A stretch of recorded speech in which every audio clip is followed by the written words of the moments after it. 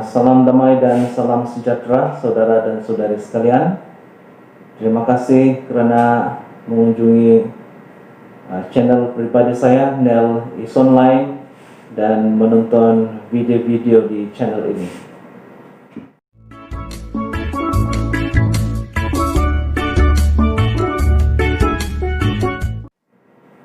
Oke, pada kali ini saya akan berbicara sedikit mengenai dengan pandemik COVID-19 yang pada ketika ini melanda negara kita dengan sangat hebat, terutama sekali di negeri kita, di negeri Sabah, yang mencatatkan peningkatan kes yang begitu mendadak sejak bulan September yang lalu. Jika kita melihat kepada catatan kes di negeri Sabah, kita telah mula mencatatkan kes pada 12 Mac yang lalu, dan sehingga pada bulan Ogos kita hanya mencatat sebanyak 426 kes, yaitu dengan purata 2 hingga 3 pesakit setiap hari.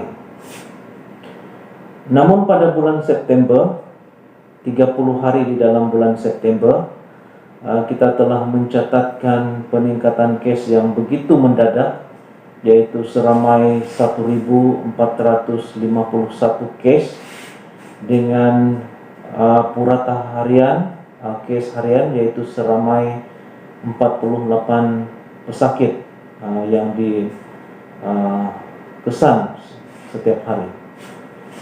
Dan memasuki bulan Oktober ini tidak menunjukkan tanda-tanda bahwa kes COVID-19 di negeri Sabah mengalami penurunan, bahkan semakin meningkat. Pada 10 hari pertama sahaja pada bulan Oktober ini, kita telah mencatatkan kes sebanyak 1.971, yaitu dengan purata 197 kes ataupun pesakit setiap hari. Nah, ini suatu statistik yang begitu membimbangkan. Apakah penyebabnya? Yang sering kali kita dengar, peningkatan kes COVID-19 yang mendadak di negeri Sabah ini disebabkan oleh pilihan raya negeri yang lalu. Pada musim kampanye, ramai yang tidak mematuhi SOP, tidak menjaga penjarakan fizikal, bahkan ada yang berpelukan, dan ramai pemimpin, ahli-ahli politik juga yang telah didapati positif COVID-19. Bahkan Ketua Menteri Sabah sendiri pada ketika ini juga telah didapati menghidap penyakit COVID-19 ini. Namun hakikatnya COVID-19 ini sudah berada di dalam community. Kalau bukan kerana pilihan raya negeri pun, apa-apa aktiviti melibatkan orang ramai pasti akan mencetuskan peningkatan kes COVID-19. Namun ini bukanlah masanya untuk kita saling menyalahkan. Seperti mana yang saya baca di dalam info Sabah, dalam channel Telegram, di sana dikatakan bahwa ini bukan masa untuk kita menunding jari. Ini bukan masa untuk kita berpolitik, tetapi ini masa untuk kita bersatu. Ini masa untuk kita berdoa dan ini masa untuk kita bekerja sama memerangi pandemik COVID-19 ini. Bagi ahli community biasa yang tidak terlibat di dalam pengurusan untuk memerangi COVID-19 ini secara langsung, perkara terkecil yang kita boleh lakukan ialah dengan mematuhi SOP yang telah ditetapkan oleh Kementerian Kesehatan Malaysia. Bagi para petugas kesehatan dan para frontliner yang lain, terima kasih kepada mereka karena mereka bertungkus lumus di barisan hadapan untuk memerangi penyakit ini. Namun kita jangan lupa juga bahwa bukan hanya penyakit COVID-19 yang kita harus perangi. Sebagai dokter, bagi saya secara pribadi dan rekan-rekan dokter dan petugas kesehatan yang lain, kita juga berhadapan dengan banyak masalah penyakit yang lain, sama ada penyakit berjangkit ataupun penyakit tidak berjangkit. Dan semua penyakit yang lain itu juga memerlukan perhatian dan memerlukan rawatan yang sebaiknya, karena banyak juga penyakit lain yang sebenarnya berbahaya dan boleh membawa maut kepada pesakit.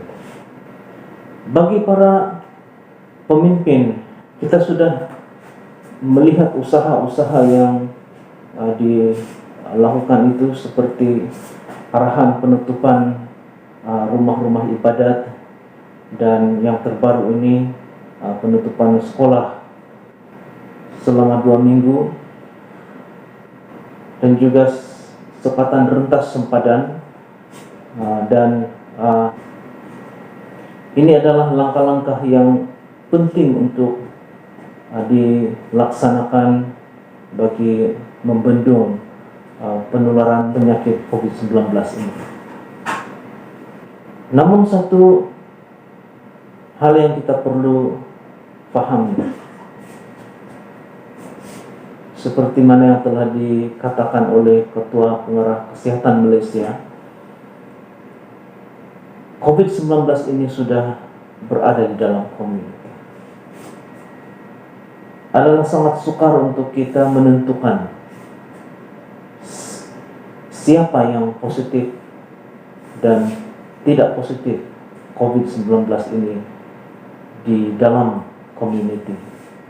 Karena seperti mana yang kita ketahui, 80% daripada pesakit COVID-19 ini tidak menunjukkan simptom-simptom yang jelas. Kita tidak mungkin dapat membasmi COVID-19 ini dengan begitu sahaja.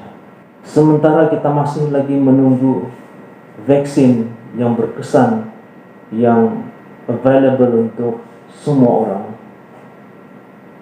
maka satu-satunya perkara yang menjadi vaksin semula jadi yang kita boleh praktikan, yang kita boleh amalkan ialah dengan mematuhi SOP seperti mana yang disarankan oleh Kementerian Kesehatan Malaysia. Peperangan melawan penyakit ini bukan lagi peperangan di luar negara yang kita hanya dengar, baca, dan tonton di dalam berita-berita. Peperangan menghadapi COVID-19 ini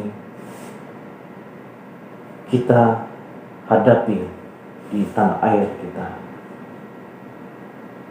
Saudara dan saya sedang berhadapan dengan COVID-19.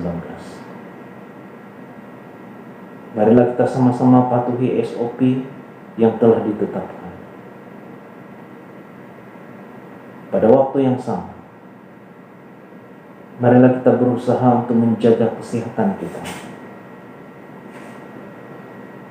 meningkatkan daya tahan tubuh kita dengan menjaga pemakanan yang baik, dengan mendapatkan cukup rehat dan melakukan senaman yang teratur, karena semua perkara ini yang mempengaruhi kesehatan kita secara umum membantu kita untuk menghadapi penyakit ini, membantu kita untuk melawan penyakit ini.